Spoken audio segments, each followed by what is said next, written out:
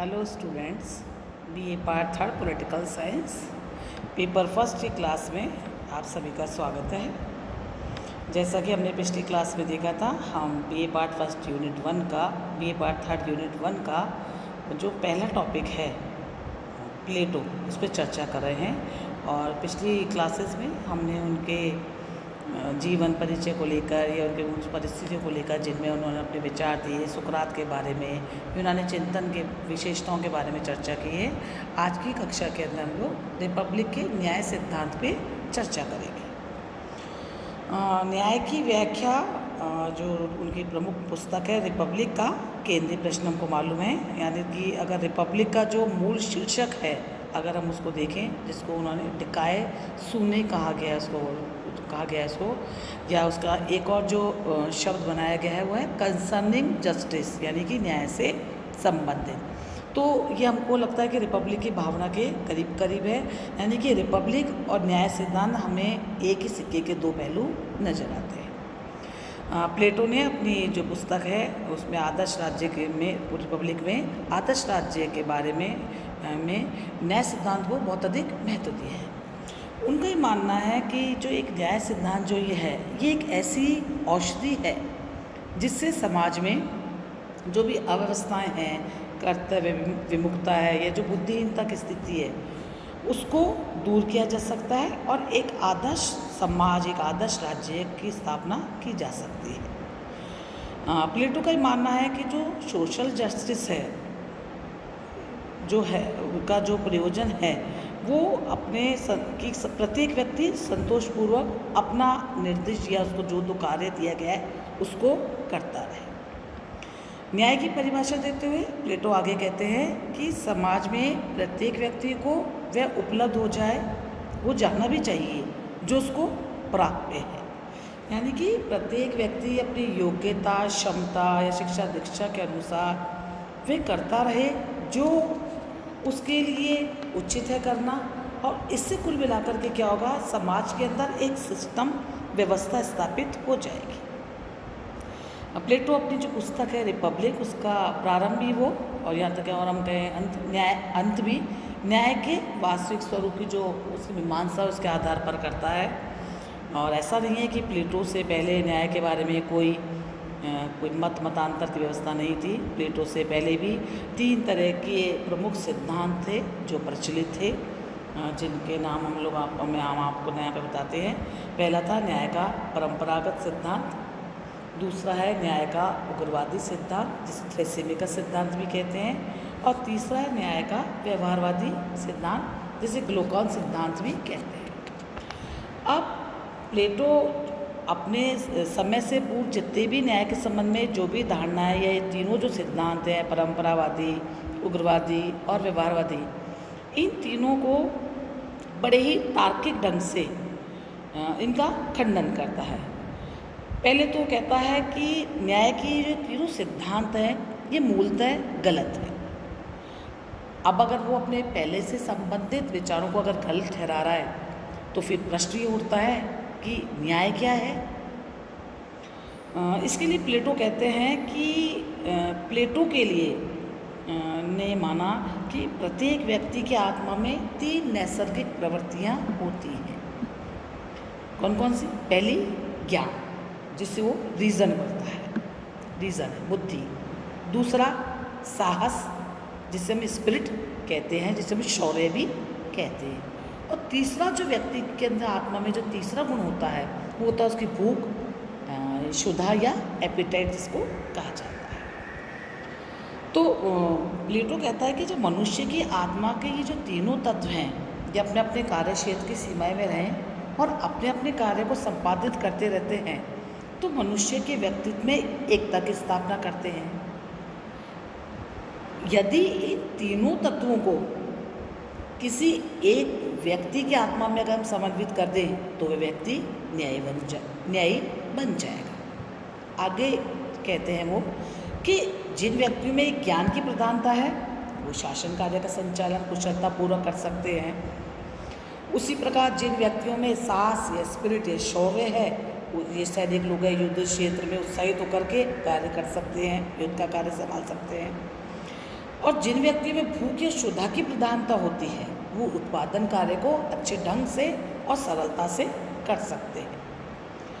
और इससे क्या होगा, अगर और ये तीनों वर्ग जो आत्मा के तीनों गुणों के आधार पर जो तीनों वर्ग हम जो देख रहे हैं, ये व्यक्ति जो बुद्धिमान शासक है, आसाद जो सैनिक हैं और जो उत्पादक वर्ग हैं, ये तीनों वर्ग अगर संतुलन से या अपने अपने कार्य को अगर अच्छे तरीके से करते हैं तो सोसाइटी के अंदर एक बैलेंस और समन्वय जन्म लेगा। और जब ये बैलेंस बन जाएगा तो यही आदर्श राज्य होगा।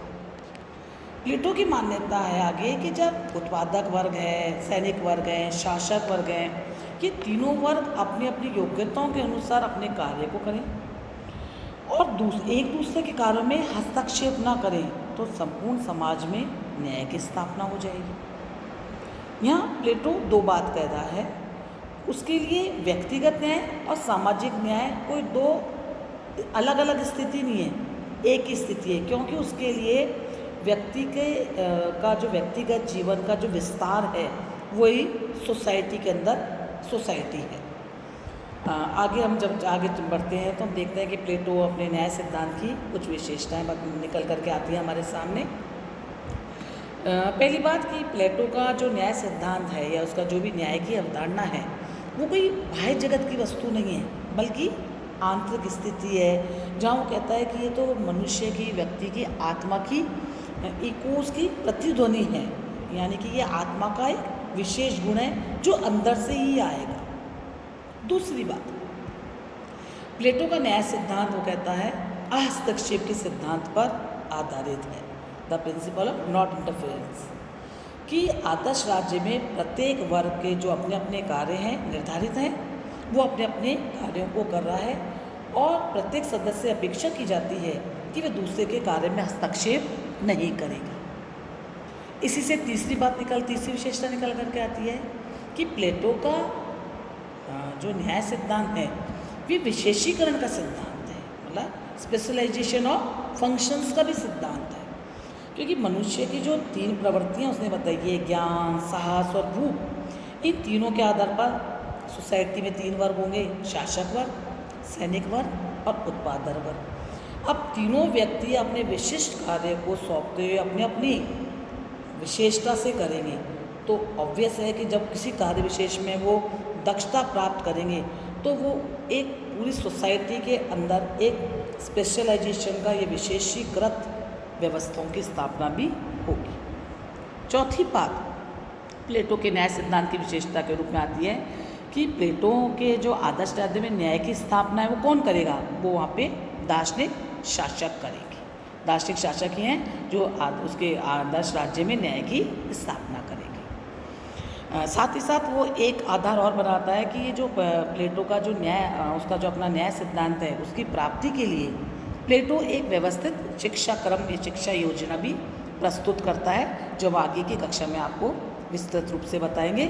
और वो कहता है कि इसके अभाव में एक आदर्श राज्य की स्थापना नहीं हो सकती। तो कुल मिलाकर के हम ये देखते हैं कि जो न्याय का उसका सिद्धांत है, जो उसका रिपब्लिक का आधार स्तंभ है, और मैं तो कहती प्लेटो की जो सारी तर्क श्रृंखला है या जो भी उसका डायलेक्टिक सिस्टम है जो उसने सुकरात अपने गुरु से लिया है, उसका उद्देश्य न्याय के स्वरूप को प्राप्त करना, और न्याय के स्वरूप को प्राप्त बताने के लिए वो अपने अलग अलग पात्रों के द्वारा अपने उन मान्यताओं को निकलवाता है, फिर पुराने जो भी सिद्धांत प्रचलित है उनका खंडन करता है और वो अपने न्याय की मीमांसा को प्रस्तुत करता है।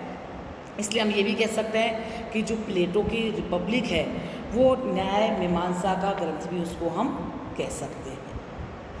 और इस तरह से हम देखते हैं कि जो प्लेटो का न्याय सिद्धांत है, जहाँ वो कहता है कि प्रत्येक व्यक्ति अपनी योग्यता के अनुसार कार्य को करे, अपने विशेषीकृत रूप में करे, एक दूसरे के कार्यों में हस्तक्षेप ना करे। दार्शनिक शासक इस कार्य की व्यवस्था को, परिणति को जामा पहनाएंगे और इसको परिचालित करेंगे, और शिक्षा योजना के द्वारा इस कार्य को एक परिणति इसकी पूर्ण रूप से की जाएगी या इसको कार्य रूप दिया जाएगा, मुक्त रूप दिया जाएगा। प्लेटो का न्याय सिद्धांत इस प्रकार हम देखते हैं कि बड़ा संयम और संतुलित करते परिणय व्यवस्था का पक्षपाती है, जिसके माध्यम से वह सोसाइटी में और राज्य में एकता स्थापित करने का कार्य करता है। अगर हम कुल मिलाकर के देखें तो हम ये भी कह सकते हैं कि जो प्लेटो का न्याय सिद्धांत है वो एथेंस की जो प्रमुख समस्याएं हैं उन समय उनका एक प्रकार से उन समस्याओं का उत्तर वो देने का कार्य करता है। तो अगर आप इस तरह से देखें तो प्लेटो का जो न्याय सिद्धांत है ये आज के युग के लिए भी बहुत उपयोगी है, क्योंकि जिस प्रकार से हम देखते हैं कि विभिन्न व्यवसायों का जो विशेषीकरण है, जिन बात की बात कहता है और वो कहता है कि आज का युग जो है विशेषीकृत व्यवस्था का युग है। तो ये सिद्धांत जितना उस काल में उपयोगी था ये आज के जनतांत्रिक समाज में भी उतना ही उपयोगी है, क्योंकि इसके आधार पर ही प्लेटो ने उस समय भी समाज में समरसता, संतुलन और एकीकरण की स्थापना करना चाहिए, जो आज भी जनतंत्र के युग में भी उतनी ही उपयोगी है। अंत में बार करके शब्दों में अब ये कह सकते हैं कि जो प्लेटो की न्याय की जो अवधारणा है वो रिपब्लिक की आदर्शशिला है, और प्लेटो ने न्याय की अवधारणा पहले विकसित की है, और जब वो उसको एक मूर्त रूप या संस्थागत रूप देने लगा तो वह रिपब्लिक बन गई। इसलिए दूसरे शब्दों में हम ये भी कह सकते हैं कि यदि न्याय विचार है तो रिपब्लिक उसका संस्थागत स्वरूप है या उसकी मूर्त रूप आत्मा है। धन्यवाद। अगली कक्षा में हम लोग रिपब्लिक में जो उसने प्लेटो ने शिक्षा सिद्धांत के बारे में जो चर्चा करी है या जो शिक्षा योजना के बारे में जो बताया है हम उस पर चर्चा करेंगे। धन्यवाद। Thank you.